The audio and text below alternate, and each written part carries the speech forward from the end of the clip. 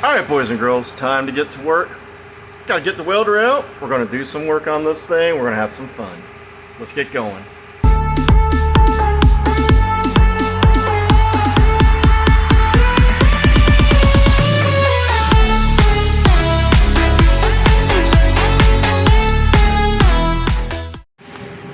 Alright, boys and girls, we've done some work.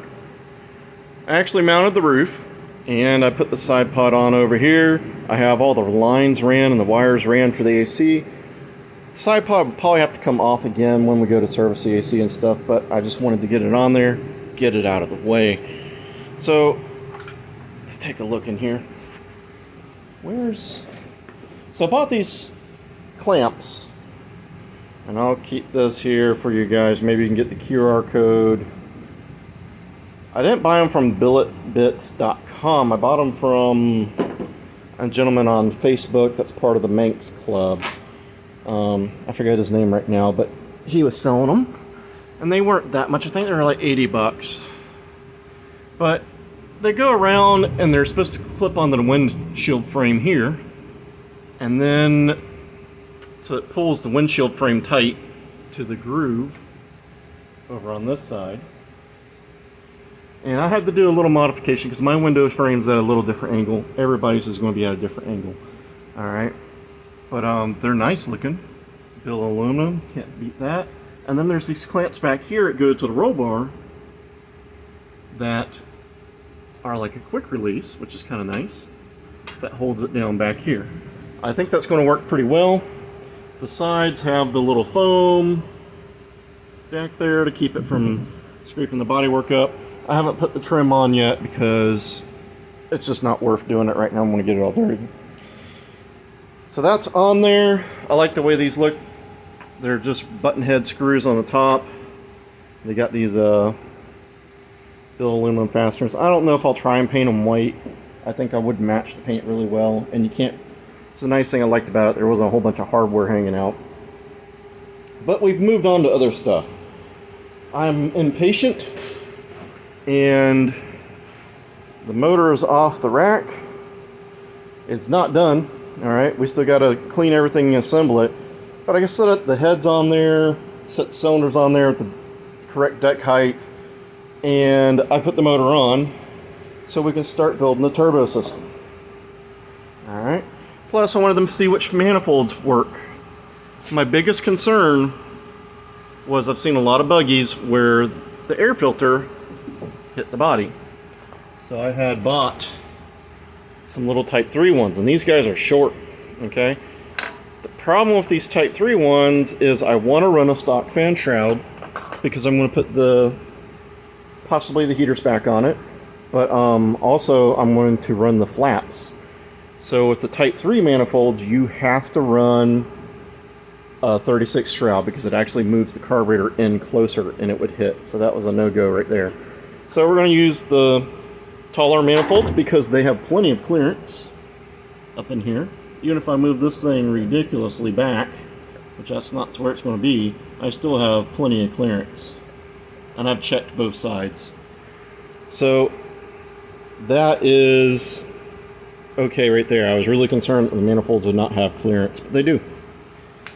What we are working on now is the header. And as you can see, it's going to be a little different than a regular Canon header. So I had originally bought some T15 turbos because this motor was going to be a single port.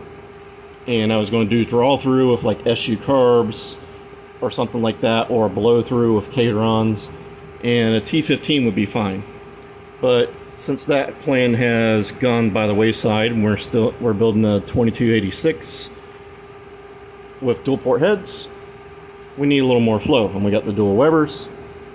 So this is a KO3 from like a New Beetle, an Audi, something like that. I got new ones on the way, Chinese ones of course, but the reason I went with this is because they support 150 each, which should be plenty of power for this. You know, I'm not planning on making 300. It could make 300, who knows, but I wanted to have room. The other ones were said up to 200, but they're much smaller than this, than the KO3. So I figured I need to leave some room. I don't want it to where it's causing a lot of back pressure and going to make an exhaust valve fail. So we went with the KO3s, and we are building the header right now. So when you guys do this stuff, you got to remember about the header's got to come off at some point. You're going to take it off. All right, so if I just built, I still come out of the back, but if I built the one coming out the back, welded that all solid, then came out of here and welded this all solid, you're not going to be able to spread the joints big enough to get this off, or you're going to have to run bolts instead of studs. I have a bolt in here for right now because that's what I got in there. I'm going to run studs. So what I did was I put a V-band here, and that way I can take the V-band out, okay, and take this pipe off, and then the rest will slide out forward. The other reason why I switched turbos is the actuator for the wastegate.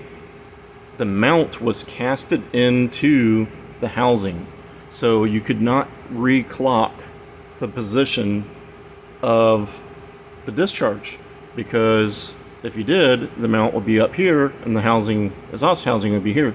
If you move the exhaust housing, you're back in the same spot. So that kind of put a damper in that stuff too. So that's another reason why we had to switch. The center section rotates and turns on both of them. You can angle the oil feed and drain any way you want. So that's not a problem there. But our goal here is to run one of these guys. And of course, I'm going to trim these all better and everything, so that when you're back here from 10 feet away, you think it's got dual cannon exhaust. That is our goal. We want to fool people. We want people to think, oh, it's just a buggy with dual exhaust. But we want the coolness of twin turbo also. Is this any better than a single turbo? It's probably actually worse, in all reality. It's more piping, it's more stuff that can go wrong. The way I'm going to do it is I'm going to treat each side of the motor basically as its own individual setup. So the turbo from here will just blow right into the carb hat, and same thing on the other side. I could and should probably make these go into a plenum, and then the plenum come to each carburetor, and that way the boost would be equal. You know, if this one's running at 12 and that one's running at, you know, 10 or something like that, could be a problem, and I'd have to switch fuel, just to adjust the fuel a little bit or something like that in each carburetor. So we are going to put a wideband bung in each side, so we can do that to make sure that each side is getting the correct air-fuel ratio. But mostly it's for looks, all right? It's not for power. You know, back in the old days, the reason they'd use twins is to spool it up faster. We're not trying any of that. We're doing it mainly for looks and the cool factor. A big, nice turbo back here would work plenty, as well as two of these. So like, we're not trying to say, oh, it's twin turbo, it's got more power. No, that's not how that works anyways. Boost is boost. We're just trying to go for a style and a look. But anyways, boys and girls, I'm sorry I haven't made a video in a while. Well, this is what we're doing, and I am going to keep on working, try and get this back part down, and then I can move on to the other side. So get out there and get your projects done. Let's go have some fun for the summer.